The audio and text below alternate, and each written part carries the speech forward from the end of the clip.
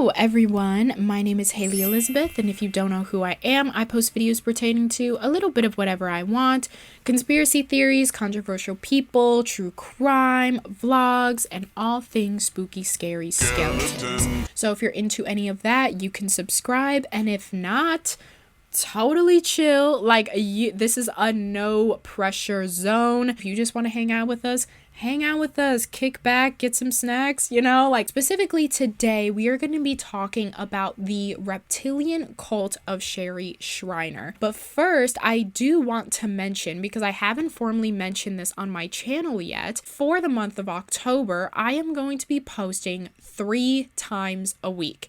Every Monday, every Wednesday, and every Friday, there will be a new video right here on this channel. I am going to be posting a true crime video every Monday and Wednesday, and then every Friday I'm going to be doing a makeup video such as this, talking about urban legends, conspiracy theories, cults, all that jazz. I just wanted to let that be known real quick, because I know I've been kind of slacking off on my uploading schedule recently, and it's because I was preparing for this October month. So if you want to see me 3 times a week, or if that's way too much, I get it. But before getting into the rest of today's video, I do want to thank the sponsor of today's video, Surfshark. Now, if you guys don't know what Surfshark is a browser extension and an app that allows you to access blocked content from all over the world as if you were in that part of the world, simply just by changing your location. Now, if you guys know me, you know that my favorite show in the whole world is Friends. I love that show. It is my comfort show.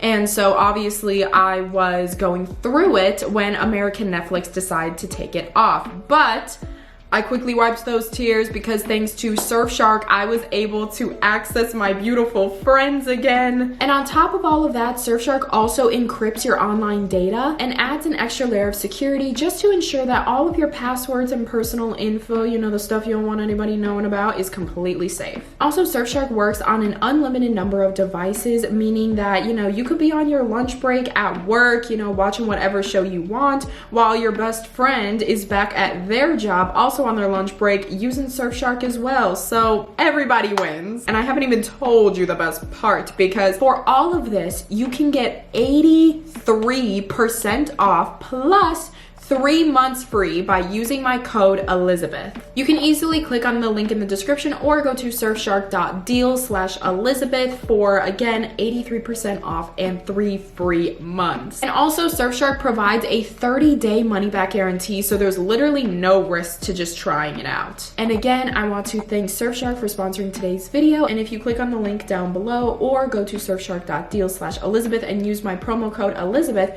you will get 83% off plus 3 months free. That is beautiful. Thank you, Surfshark, for sponsoring today's video. Now back to your video. This story, there's a lot to go through, there's a lot to talk about, so we are just gonna hop right into it. Sherry Shriner was born on December 11th, 1965 in Cleveland, Ohio. She grew up in a very religious and God-fearing family. Her parents were super religious. She also went to a religious school, a religious elementary school. She also went to Sunday school. She grew up in a household that was just in general very, very religiously strict. She wasn't allowed to read or listen to music or talk to people that didn't believe in God or that didn't have to do with God. It was said by the age of 12 years old, Sherry had actually read the Bible all the way to front to back, which is quite hard for a child to do. Even a child of that age reading anything above an 800 Lexile score, let alone the entire Bible. Sherry would also go on to say that she dedicated a lot of her time to her schoolwork and reading the Bible, but ever since she was a little kid, she did feel like an outcast. She felt like she wasn't like the other kids. She was just destined to do more in her life, and she never really knew what that thing was until she got older as a teenager. As a teenager, that is when she describes that she starts to feel very weird. She starts to feel these evil presences around her. There were so many times where she woke up in the middle of the night and would see dark shadows staring at her as she slept.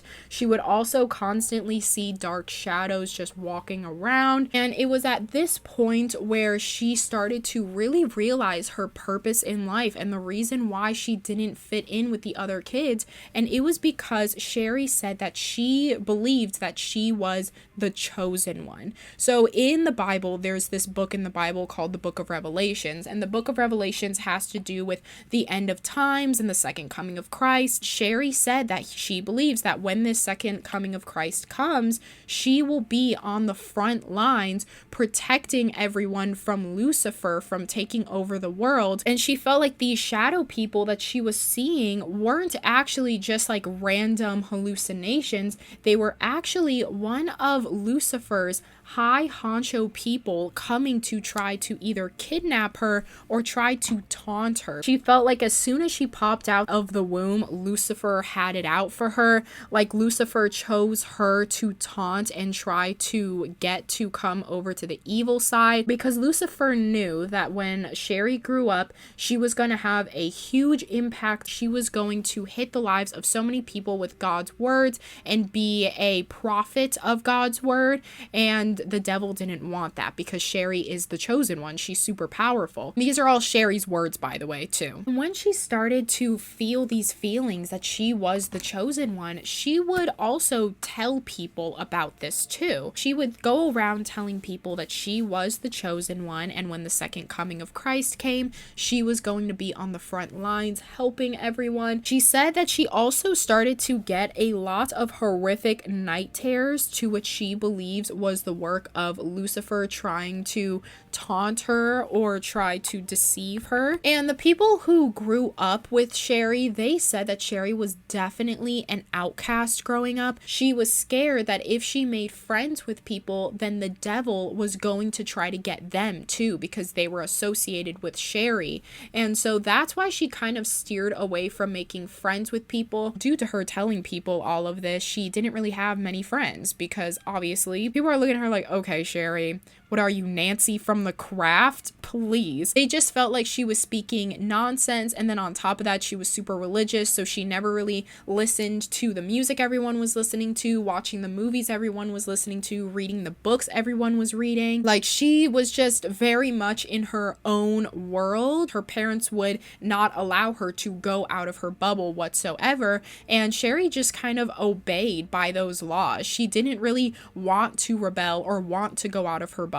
She even described herself as Lucifer's biggest enemy. And then in 1983, that is when she started to attend Kent University in Ohio. She was actually majoring in radio broadcasting because, as I said, Sherry said that she had this gift and that she was going to use it. And so she thought, okay, if I major in radio broadcasting, maybe one day I can get my own radio show and speak to people about the Bible, what God is telling me. So that is why she started majoring in radio broadcasting. And she actually had this, like, what seemed to be a podcast with one of her friends on campus, but they wouldn't talk about anything too wild. They basically just talked about their experiences in college, upcoming games, and this show was surprisingly very, very successful within the campus. Sherry even made herself all the way up to director of the radio broadcast department. On top of all of that, Sherry also got a job with the school newspaper where she was able to write in political columns. She needed to know a lot more about politics, and so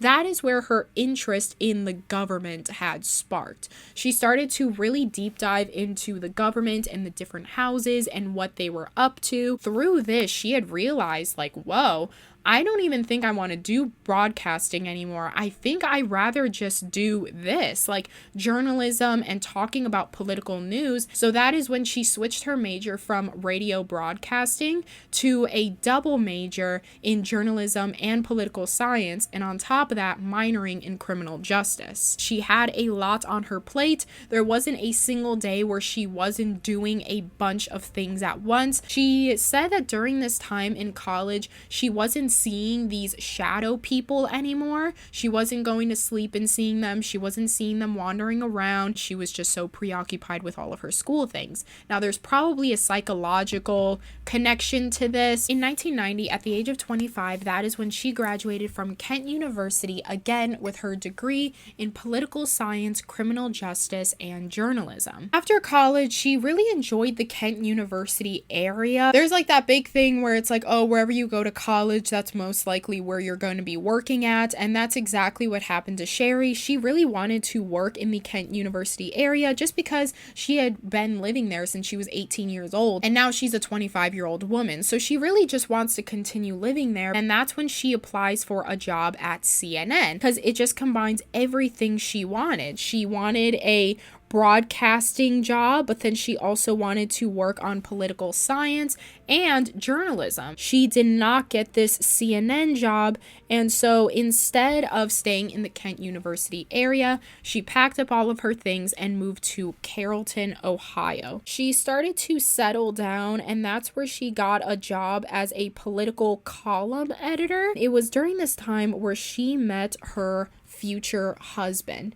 Now, her future husband currently is anonymous. He doesn't like his actual name being put out there, which, girl, same. Like, me too if I was in your boat. Sherry said that as soon as she met this man, she immediately fell in love, and the couple moved quite quickly in their relationship. Just after a year of knowing each other, they moved in with one another and got married. And then shortly after they had gotten their first house together, that is when they started to have kids together. Right out of college, Sherry went straight into a job. She was preoccupying herself, and then on top of that, she was having a relationship that moved very, very quickly, again preoccupying herself. And then she had her husband, and then she had her kids, and then now that she had her kids, she was staying home with the kids a lot more often, giving her a lot more time to think, kind of settle down from all of the chaos that's been this past couple of years. And she said that shortly after she had her kids and she was staying home most of the time, that is when she started to see these shadow figures again. She said that these entities were worse than ever, and she also goes in to say that these entities were actually there the entire time, but since she had been so busy throughout college and the past couple of years,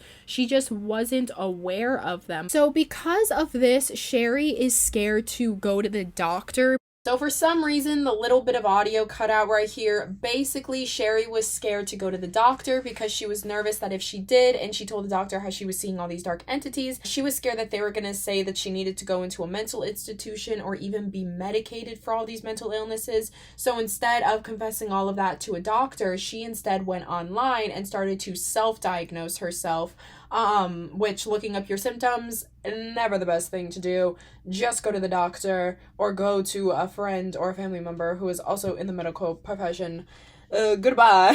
And usually on the internet during this time, everybody just took whatever was online as truthful and everything goes. There was a website back in the 90s called Cannibal Cafe, and it was basically like a Reddit forum where cannibalists went on this forum and just talked about their desires of eating people. There was also like a cannibal cookbook on there as well. That, as an example, shows you what the internet was like during this period. This is the world that Sherry stepped into when she was diagnosing herself. First, she started to look into dark entities, and then those obsessions later transformed into researching about demons and Satan, human warfare, the Book of Revelations, and a very specific god that she frequently mentions named Yahweh. And this was a god that specifically Sherry looked up to, mostly because she felt that Yahweh was speaking to her and using her as an outlet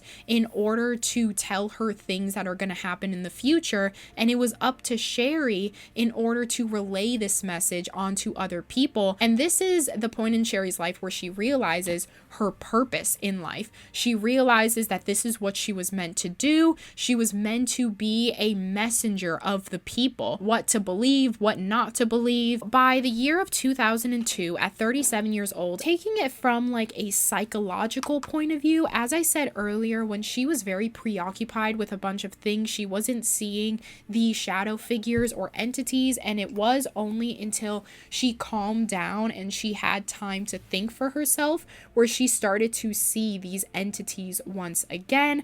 I don't know if that's like a trauma response of something that happened in her childhood, or maybe due to her very religiously strict household. Also could have to do with having that many kids and postpartum depression, but that is literally just me talking into nothing, okay? So don't quote me on that. That is just my personal thoughts about how psychologically she could be feeling right now. By the year of 2002, at 37 years old, that is when Sherry had already made multiple websites as well as books that weren't published books, but they were just books that she had uploaded to her websites that like people could read. And specifically, she had made on August 27th of 2002 this website called thewatcherfiles.com.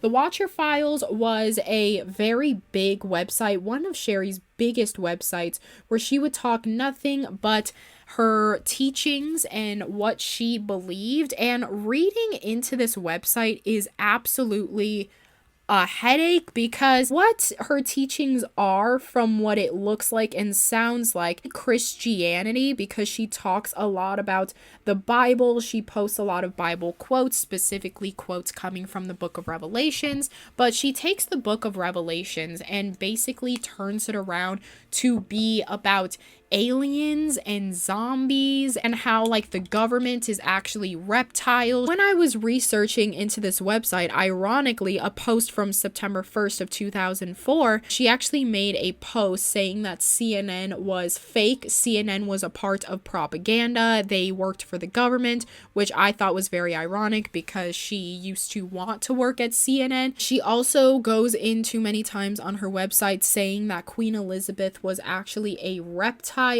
And there was also this other post made where she says that Barack Obama is also a reptile due to scars on his head from a brain surgery he had. At this point in time, she had over 10 different websites, and just to name a couple, she had sherryschreiner.com, she had thewatcherfiles.com, OrgoneBlasters.com, sherrytalkradio.com, which was like her podcast, hiddenbiblecodes.com, and a blog at sherryschreinerblogspot.com. All of these websites as of today are all taken down except for the Sherry Schreiner blogspot. Every other website you have to go on the Wayback Machine. On top of all of these websites that she also had a Facebook account and a Twitter account. And on these Facebook accounts and Twitter accounts, she would basically say the same exact thing she has been saying about her being the chosen one. She would also talk very often about her killing aliens in the past. And the following year, in 2003, that is where Sherry had actually lost her job as a political column editor. The people at her work said that she basically just tried to edit the political columns to be her own political views, but they weren't even really political because she was bringing in aliens and zombies and demons and like human sacrifice. All they wanted to know was who's the new governor of California, and she would just take it upon herself to edit the column to be something she would post on her blog spot. Her coworkers began to get very, very concerned for Sherry. So once Sherry lost her job, she did not see this as a fail. If anything, she saw this as an opportunity to dig deeper into the internet world and gain her following. And to basically sum up her teachings, I wrote it down so I wouldn't forget. Her teachings as a whole were basically Christianity and speaking of God and the Bible, but with a mix of aliens, reptilians, and using the book of Revelations in the Bible, aka the end of the world, aka the second coming of Christ, but twisting the words of the Bible and making it sound like aliens and Lucifer were actually coming to destroy the earth and people needed to team up. You may be thinking,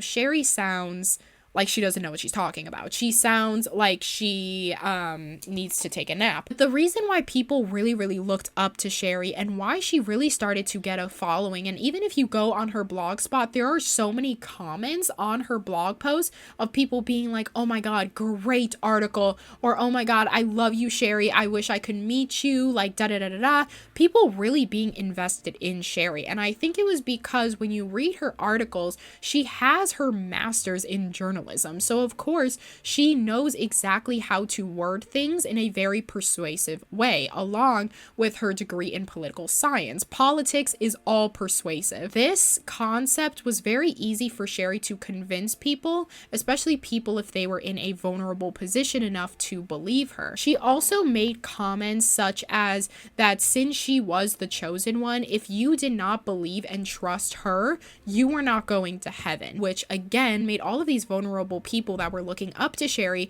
believe like, oh my god, I am not making it to heaven if I don't believe in Sherry, because Sherry is one of the chosen ones. People felt like Sherry was their ticket to heaven because that is what Sherry was telling people. As the years went on, Sherry honestly started to get bigger and bigger when it came to her following and her teachings online. So in 2005, at the age of 40, that is when Sherry would come out with her very first published book by a publishing company called iUniverse, and it was called Aliens on the Internet. And it was also in this same exact year of 2005 where she published her second book called Bible Codes Revealed: The Coming UFO Invasion, which that title alone, again, makes no sense. The more that she was just putting herself out there, the more bigger of a following she had. At this point, she had her blog, she had her books, she had a YouTube channel. Sherry would simply say something that was so out of pocket, and all of the comments and her followers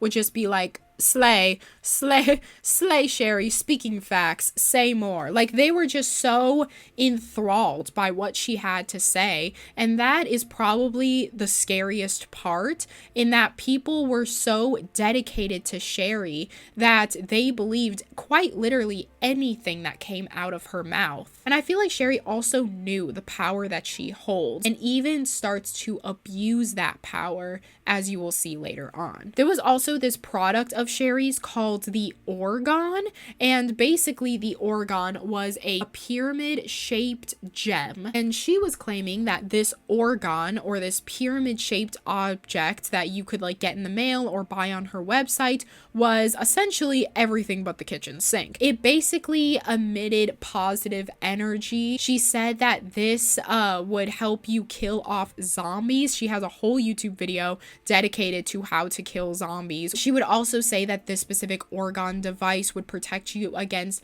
ghosts and demons and any negative energy. She would also talk a lot about reptilians in skin suits, as I was mentioning earlier with Queen Elizabeth and Barack Obama. She believed that these were reptilian people because, for those who don't know, the devil in the Bible is represented by a snake. She said that these reptilian people, or these demons, are trying to convince you to not know the truth. And if you buy this Orgone piece, you will be protected from all of those reptilian people. She also said very clearly, like, girl, you cannot just get one Orgone. You needed multiple Orgones. You needed one in every room. And once you have one in every single room, you got to think about your family and friends. Don't you love your family and friends? You need to buy them Orgones too. So when the zombie apocalypse or second coming of Christ comes, you guys are all protected and you guys will all go to heaven.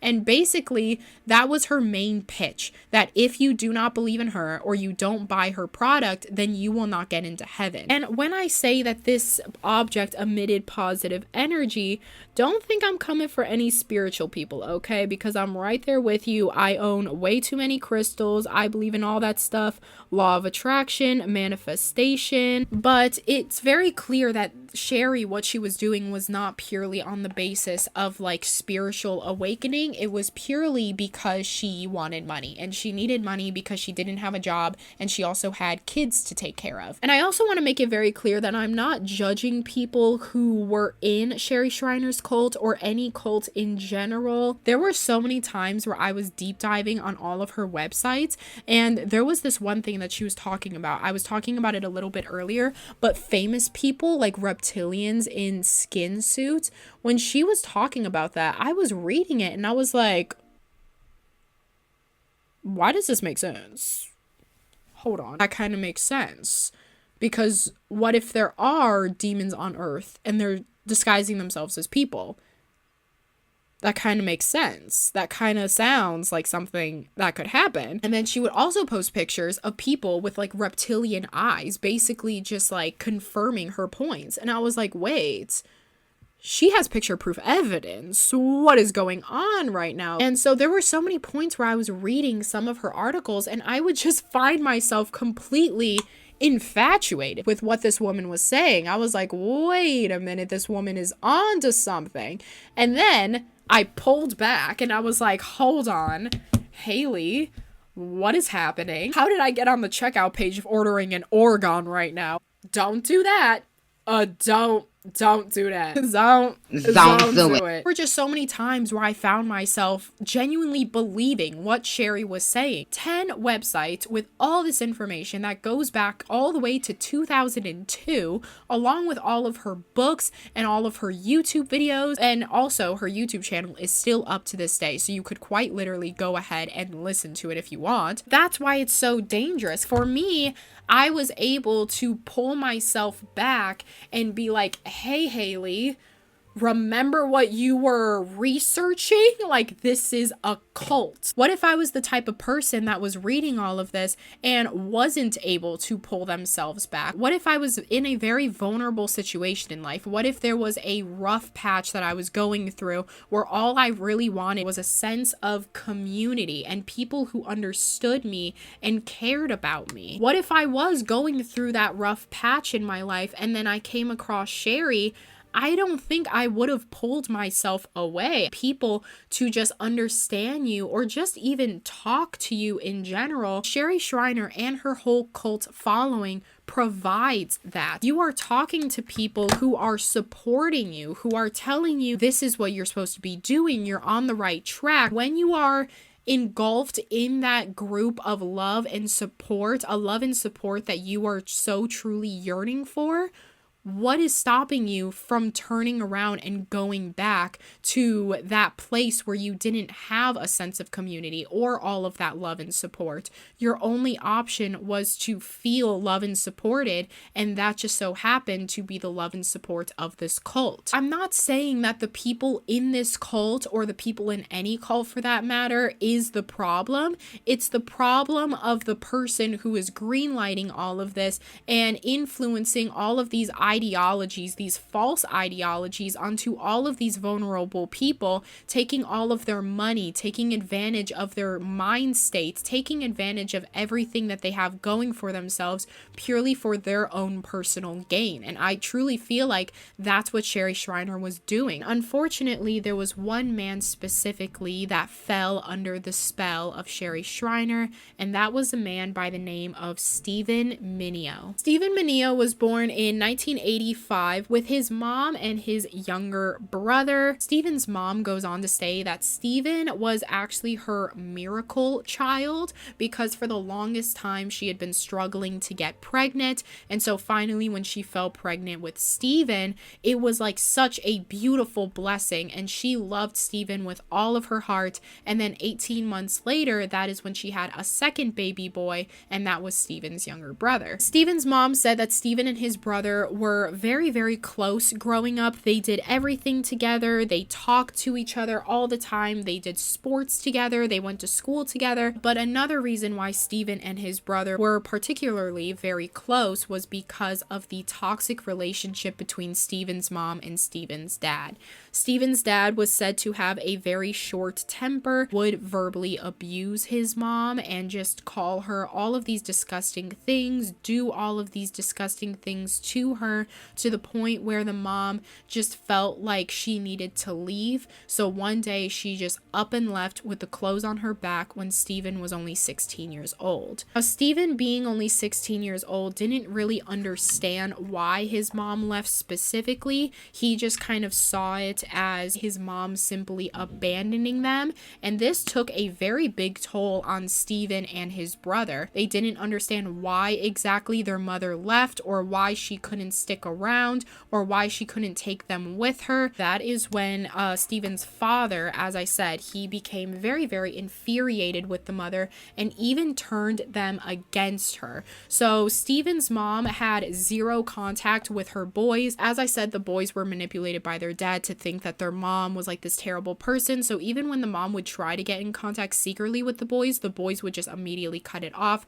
They wanted nothing to do with her. But although they wanted nothing to do with their mother, that doesn't mean that the mother wanted nothing to do with her kids. She actually created a fake profile account on Facebook and befriended both of her sons in hopes of still having some sort of contact with them. She was friends with Steven on Facebook and would see all of the Facebook posts that he was making, and every time he would make a Facebook post about him being depressed or just being in a very, sad mind state, she would always reply to those and just give him some motherly advice. But again, she was posing as this fake person, and Steven did not know that it was actually his mom giving him all of that advice. In 2002, when Steven was just 17 years old, at this time, he's in such a terrible spot. His mom had just left. His father was abusive. He was in a very vulnerable situation. All he really needed in this moment was just a group of supportive and loving people. And that is, unfortunately, when he found Sherry Shriner. He started to follow Sherry's teachings as if it was a religion and genuinely believed everything that Sherry was saying. He genuinely believed that Sherry had gifts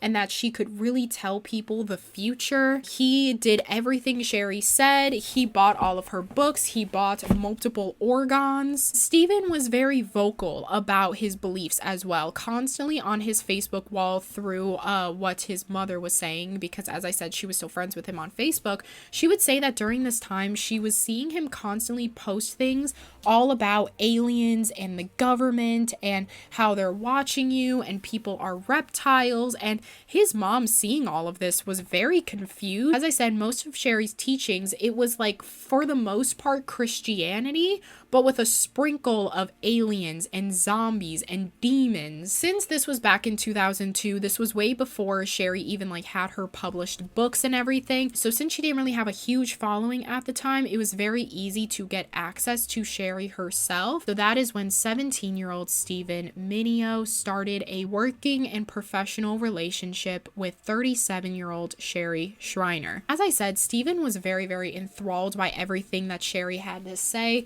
So he was helping her in every possible way. When I told you back in 2005 when Sherry Shriner had started her Facebook account, Twitter account, and YouTube account, those were all accounts that were made by Steven. Steven was a younger person, so he was more in it with the crowd. He knew about all of the highest social medias. Through this, Steven was a very, very big help when it came to the expansion of Sherry's cult. They would also exchange emails back and forth to one another almost every day. He would also send Sherry money all the time to keep her financially afloat and so that she could continue her teachings. He had really looked up to Sherry as a motherly figure because his mother was no longer in his life at this point. As her following got bigger and bigger, he was the only one that really had all this access to Sherry. And since Steven had felt he was in this very high position, it was very hard for him to just turn around and leave everything or even see all of the red flags going on,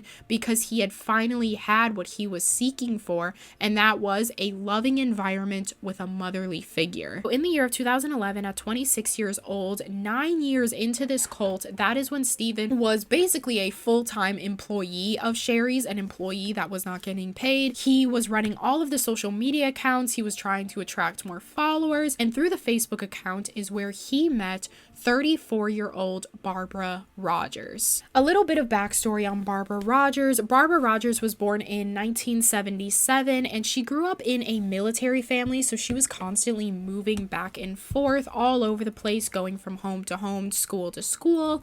But after she graduated high school, she herself decided to go into the military, and she was in the military for about 7 years until she was discharged from the military after being diagnosed with PTSD and bipolar disorder. At 25 years old, she was able to use her military benefits to get herself a small apartment, but due to her newfound mental illnesses, she didn't really want to go outside. She didn't want to talk to people. She didn't want to interact with people. For the past 7 years of her life, her whole life has been the army. So it was very hard for her to find a new routine. It was very hard for her to find friends because all of her friends were in the army. She grew very, very depressed and spent a lot of her time at home online. Through her at first going into conspiracy theories, that is how she found Sherry Shriner. And through this, she was introduced to her teachings, reptilian people, end of the world, Illuminati, aliens. And Barbara says that as soon as she laid eyes on Sherry, she was hooked. She thought Sherry was all-knowing. She thought that she was so gifted. Her words were just so beautifully written, and she was so smart about everything, to the point where she just listened and believed everything Sherry said. And she also just felt that Sherry was this girl boss of a woman, because Sherry would frequently tell stories about how she has killed aliens. And it was in 2011 where Barbara was scrolling through the Facebook page, and that is when she comes across Stephen Mineo. Now, within the group, since Stephen was one of the very first followers of Sherry's teachings, people knew about Stephen. They knew that he was in charge of all of the social media accounts. They knew that he had direct contact with Sherry herself. Barbara decided to start to talk to Stephen. And at first, their conversations were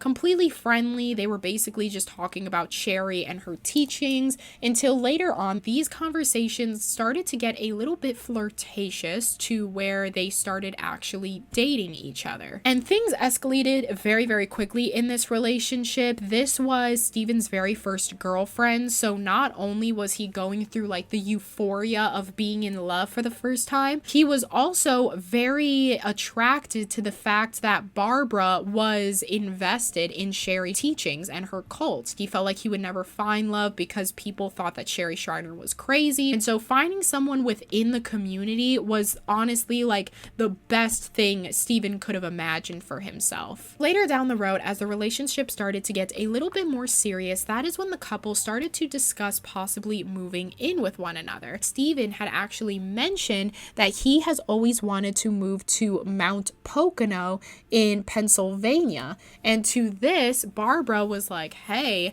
I was actually in the military for 7 years, so I could get us a very good apartment and not really have to pay anything for it. The couple quite literally picked up everything and moved to Pennsylvania, Mount Pocono. Not only were they picking up everything and moving to a completely different state, they were also picking up everything and leaving their family and friends in the process just to be with each other. Their relationship was healthy, but it wasn't really healthy. They never really got into arguments. They weren't really abusive to one another, but it wasn't healthy in a sense of they were so passionate about Sherry Shriner and her teachings to the point where they lived by Sherry. That's all they ever thought about. That's all they ever did. That's all they ever read, all they ever heard. They would literally just sit in the house all day and keep on refreshing all of Sherry Shriner's social media pages. What was the next thing Sherry was gonna say? Was she going to say an announcement? Was she going to do something? Also, with being in Sherry Shriner's cult, they were very scared of the world because Sherry had made all of her followers very scared of the world. You can't trust anyone, and the only one you should trust is Sherry, because if you don't believe in Sherry, then you're not going to heaven. And that scared people, you know? Like, if you are in a very vulnerable state, or if you're super young, like Steven was a 17-year-old boy, of course you're going to be easily scared by this stuff. So she would constantly be saying stuff like that, of like, the end of the world is coming, so trust no one. And people would believe her. They'd be like, oh my god, I should probably buckle down and cut off my entire family. Just because Steven had gotten into this new relationship and had moved in with Barbara, that did not change his ideologies about Sherry whatsoever. It did not change his dedication to Sherry whatsoever. If anything, it actually encouraged them, because now he was living with someone who was constantly, you know, talking about Sherry and speaking of Sherry and believing in Sherry. So not only was his internet life encouraging him to believe in Sherry, but now his physical life was also encouraging him to follow Sherry. But this was a problem with Sherry, the fact that Steven was now seeing Barbara. Not only did Steven seek comfort in Sherry as a motherly figure, Sherry also sought comfort in Steven as a son. This was very special to her, just as it was special to Steven. I'm assuming at this point, because I was looking into if Sherry was divorced or had her kids taken away from her or something at one point, but apparently Sherry and her husband and her family were still living together due to one of her YouTube videos that I saw. I don't remember which one, because I saw nearly all of them. She was talking about when she moved into her house with her family, there was a cat already living there, and when she spoke about this, she said, quote, "When we moved into this house, there was a cat and we decided to keep it." And with her words of when we moved into this house, it seemed as if her family was still together and they were still living in that same house. For some reason, the fact that Steven was now paying more attention to Barbara than he was Sherry, it really struck a weird chord with Sherry, to where she had this really weird grudge against Barbara. She would constantly tell Steven as well that one day Barbara was going to kill him. She is bad news, don't go near her. And he's just sitting there like, Sherry, where is this coming from? Like, what are you talking about? He just kind of let her talk her stuff. He didn't really like listen to her when it came to that relationship stuff, to the point where he never really talked about his relationship with Sherry. And what really made Sherry especially mad is that one day on Facebook, Barbara had actually changed her name on Facebook from Barbara Rogers to Barbara Mineo, which was Steven's last name, assuming that they got married. And every time they would refer to themselves in specific groups or with friends, they would always refer to each other as husband and wife, which made Sherry 10 times more angry. On April 10th of 2017 at 4:51 a.m., Barbara makes a Facebook post to her Facebook wall. It's basically a picture of raw meat with an egg on top with the caption, quote, "This is the best thing ever, with cut up minced garlic. I just crave raw meat all the time for some reason. I know some are grossed out by it, but it's a delicacy for me." And so you would think that a post like this could possibly slide, you know, with all the wild stuff people are saying in that group, all the comments would be like, oh my god, girl, same, and slay. But when immediately Sherry saw this, she just found out that she has had enough, and she then goes off the rails and turns everyone against Barbara. She then goes on Facebook and all of her blog posts and starts saying that there is a reptilian in the group and her name is Barbara Rogers. She says that the main signs of being a reptile is craving raw meat and blood of the innocents, and it seems like from Barbara's Facebook post that is exactly what she's insinuating. She starts telling everyone that Barbara is a witch and they should not listen to her. It was a very, very big shock to not only Barbara, but Steven as well. He had no clue why Sherry was saying all of this or what drove her to say all of this. And because of this, not only were people shunning Barbara, but they were also shunning Steven as well for being associated with Barbara. Barbara was just left defenseless. She didn't know what to say because clearly Sherry was using her power over this group in order to exile Barbara from the group. How was Barbara supposed to defend herself to a group of people like that? You know, there's nothing that you can say or do. Even if she were to just be like, I'm not a reptile, I'm a human. Clearly I have eyeballs. Look at my eyeballs. People would be like, oh, well, clearly she like manufactured those eyeballs. The video is edited. The photo is edited. Something like that. So it's like no matter what you say, people are always going to have an excuse as to why you're lying. So it left Barbara in a very vulnerable situation. Steven was kind of put in the middle of this to either choose Barbara or choose Sherry. That is when he decides to go outside of the group a little bit and try to explain his situation to a friend that he had that was not in the cult. And this friend that he had was a devout Christian. She knew a lot about Christianity. So he consults in this friend and tells her the whole situation, the whole of Sherry's teachings. And she just says, like, you need to back up and look at this situation as a whole, and you tell me what's wrong with this. And so that's exactly what Steven did. He took a step back, he looked at it as a whole, and that is when he really started to realize the chaos that he had been a part of. This friend really helped him open up his eyes and realize that Christianity has nothing to do with aliens or zombies or reptile people, and thinking that Sherry was the only way to heaven. And so he had no other choice but to follow Sherry. Coming to terms with all of this was very, very hard on Steven, because Steven at this point was a 32-year-old man, and he had gotten into this when he was a 17-year-old boy. That is 15 years of his life just a lie. He did not know a life other than Sherry. So even if he were to leave the cult, how would he even go about living a normal life within society? That's definitely not easy, and it's definitely not anything he wanted to do. So he was left with the tough decision to either choose Barbara or choose Sherry, and he chose Barbara. So once he chooses Barbara and he realizes that Barbara is indeed not a reptile,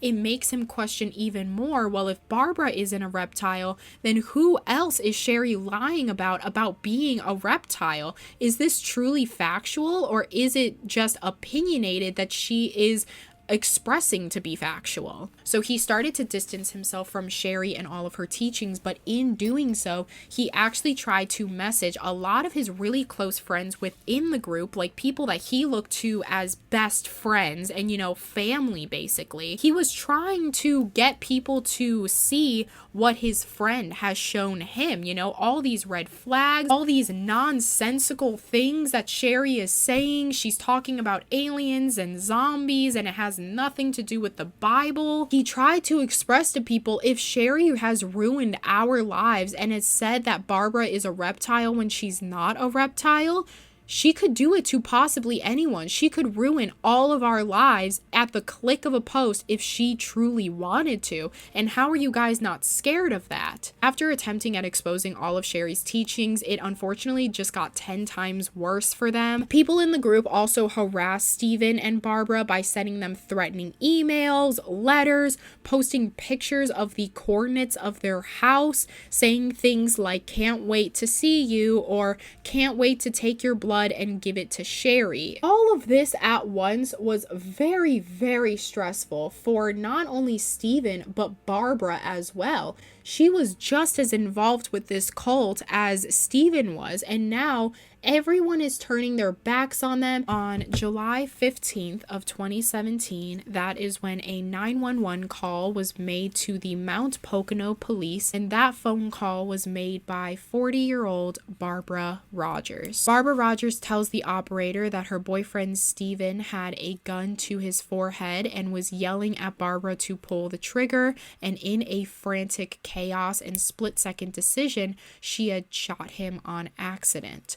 When the police show up to the scene and hearing Barbara's story, they automatically notice that the crime scene does not match up with Barbara's story. When they first found Steven, he was laying on the floor with his legs crossed, but more in a like relaxed way, as if he was just simply sleeping on the floor beforehand. And they also noticed that the placement of the gun was right next to his hand, but the actual head of the gun or tip of the gun was facing towards him instead of away from him, insinuating that he was not really holding the gun. Before investigating the crime scene any further, they take Barbara in for questioning to get further information on what happened. When Barbara was put into questioning, she had to go through a bunch of tests, she had to give fingerprints, and they also tested her hands for any sort of DNA or blood. And when her test results came back, they found that her hands came up positive for gunpowder. While she was in the interrogation room, they said, it was clear that you were holding the gun, but what exactly happened? And so Barbara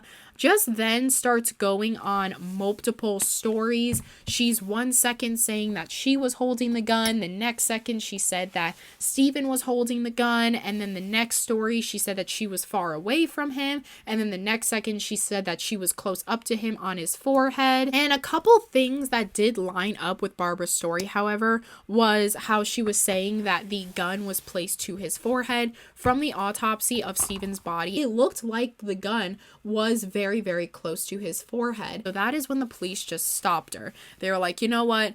We don't believe you. We don't believe what you're saying. You clearly did not do what you're saying because of the crime scene. The crime scene we can look at and see that you're lying. Just take a deep breath and tell us what happened. In all of this hysteria and through Barbara's tears, she then takes a deep breath and says, okay, this is actually what happened. And that is when Barbara starts to explain Sherry Shriner and her cult. Through her explaining what the cult was and who Sherry Shriner was, that is when she got into the details of Steven's involvement and how one day Sherry had posted that she was a reptile even though she wasn't a reptile, and then Steven was left with the decision of Barbara or Sherry, which made him even more stressed. She said that on that specific day, Steven had gotten into a pretty bad argument with one of his best friends within the cult. For the past 15 years, he's been best friends with this guy, and now all of a sudden he's turning his back on him. So he was in a very tough headspace, and so Barbara suggests, hey,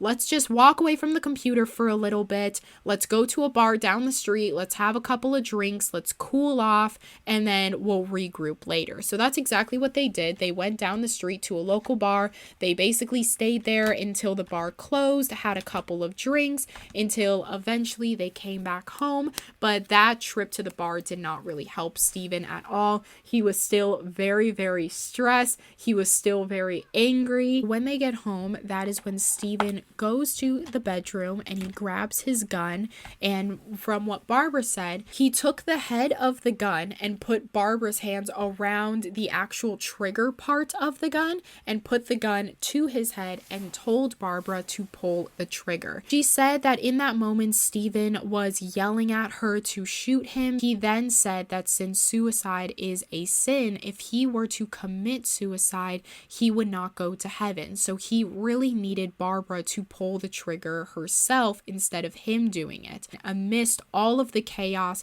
she said that she had a blackout moment where she had shot the gun, and she didn't even realize she shot the gun until everything got quiet.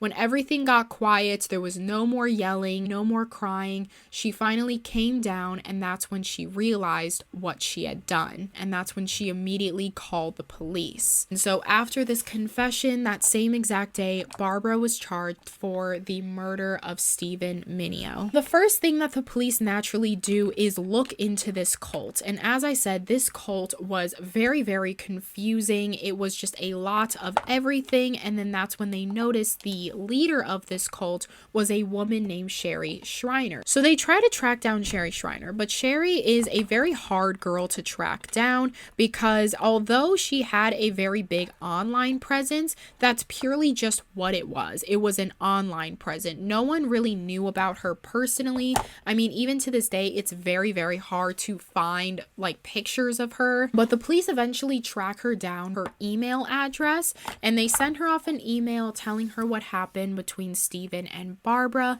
and if she would be willing to come down to the station for a statement. To this, Sherry actually replies. She says that she indeed did hear the news about Steven and she was very, very devastated and she would be willing to come down to the station for an interview. And so the police then replied to her and said, okay, well, let's figure it out. Are you available on this day at this time? And then after that, Sherry just completely ghosted them and did not say a single word to them, just completely cut them off. And unfortunately, the police, even to this day, were never ever able to get an interview with Sherry. Although Sherry Shriner was ghosting the police, that doesn't mean she had to ghost her followers, because the next day she goes on her podcast and she talks about Steven's death and how devastated she was about it. What she does say at one point is, quote, I tried to warn him about her being evil and to stay away, and that eventually she was gonna kill him, and she did. So who's the crazy one now? And I'm not really sure why specifically she said that. I'm pretty sure this was some sort of projection that she was putting on because the police had asked her for an interview and to which she said no. She was trying to play out that situation in her head and she assumed like, oh my God, if I go to the police right now and I tell them about my teachings and what I do and what I believe in, they're gonna think I'm crazy. They're not gonna believe anything I'm gonna say. So what's the point of even going to the police? And then she gets on her podcast and randomly says, well, Barbara's the one who killed someone, so who's the crazy one now?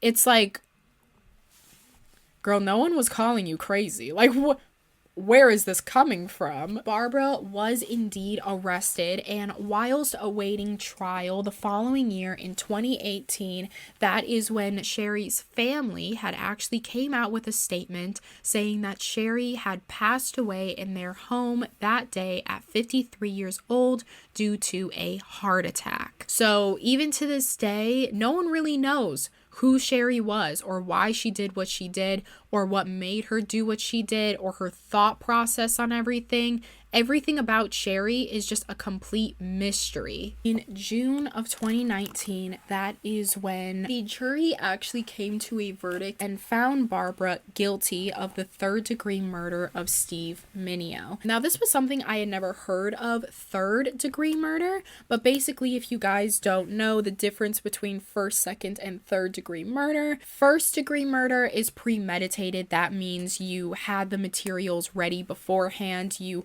purposely had intent to kill this person. Second degree murder basically means that yes, you had intent to kill this person, but it was more on the spot and spontaneous rather than premeditated. And third degree murder means that there was no premeditation, this was not planned, and you also did not intend to kill the person. It was just purely an accidental murder. Barbara was charged with third degree murder. She was charged with on the basis that this was purely just an accident. For this, she was sentenced to 15 to 40 years in prison, and she is eligible for parole in 2034. As far as the aftermath of all of this, all of Sherry's websites are shut down except for her YouTube and her blog spot and her books that are all readily available to the public.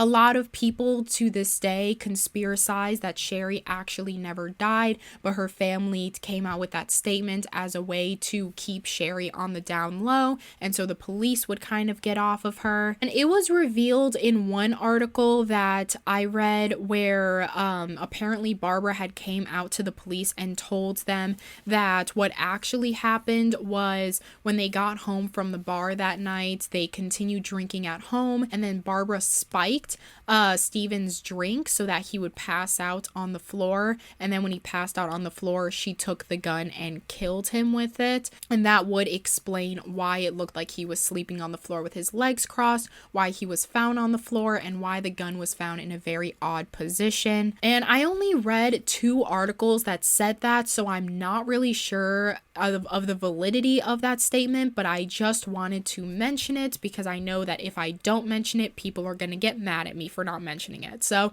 although I'm not sure if it's true or not, I just wanted to put it out there that that is a possibility that could have happened. That is the end of today's video. There was a lot of things about this case that were terrifying, that were really, really sad. I really, really hope that no one today is following Sherry's teachings. I really hope of all of the victims in that cult were able to open up their eyes and realize the nonsense that was going on, and I hope them nothing but the best and for a chance at a normal life. That was the end of today's video. I hope you guys enjoyed, and if you did, make sure to give it a thumbs up and subscribe. Thank you so much to Surfshark for sponsoring today's video. And if you want to follow me on any of my socials, like my Instagram, that will be linked down below, as well as my PO box if you want to send me anything, and as well all of the makeup that I put on my face.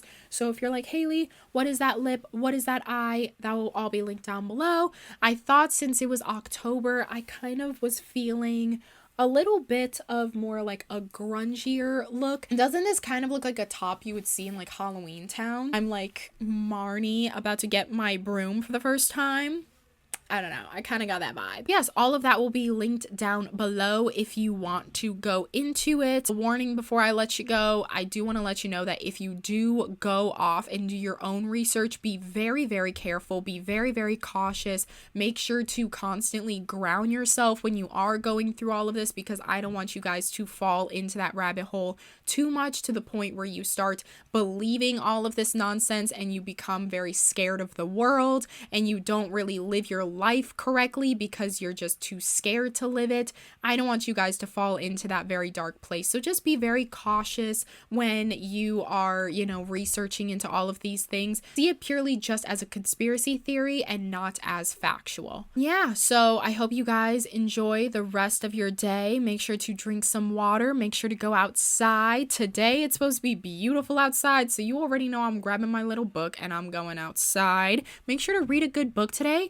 Oh, I remember last video, I said I was reading Until I Met My Husband. I finished that book. It was a slay. I loved it. Since, it's like October, it's spooky season, I thought I would start reading a spooky book for the month. And this is called A Good Girl's Guide to Murder. And this is a trilogy. So I could literally read this spooky book all month long. And so I'm very excited. I literally just started it. I'm on page 14. Yes, very excited to read it. It's a very popular book actually. So if you've read it, let me know your reviews down below. And let me know of anything down below. Let me know your thoughts. Let me know your concerns. Let me know your questions. Let me know what your analysis on the situation is. Let me know, But yes, I'm gonna stop rambling and let you go off. Go to your day. Make sure to ground yourself today. Make sure to watch your favorite movie, eat your favorite food, do all of that good stuff. I will see you Monday. Again, I'm posting 3 times a week, Monday, Wednesday, Friday. So I will see you guys in 2 days. And yeah, can't wait to see you.